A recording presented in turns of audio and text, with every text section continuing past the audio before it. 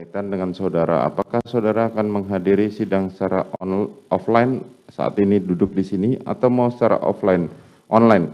Offline saja yang mulia. Offline saja. Siap. Oke. Syederalun Barada Richard Eliezer mendapatkan riuh tepuk tangan penonton karena memilih untuk bertemu tatap muka dengan ex-Kadif Propam Verdi Sambo dalam persidangan pada Selasa 13 Desember. Kala itu majelis hakim sempat bertanya apakah Richard ingin menjalani sidang secara offline atau online. Pilihan ini diajukan karena status Baradae yang merupakan justice kolaborator.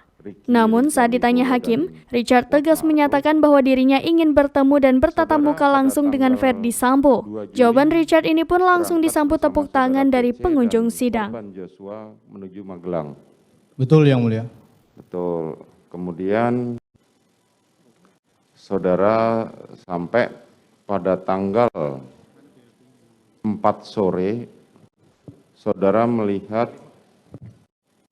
korban Joshua hendak mengangkat saudara Putri yang saat itu sedang terbaring sakit.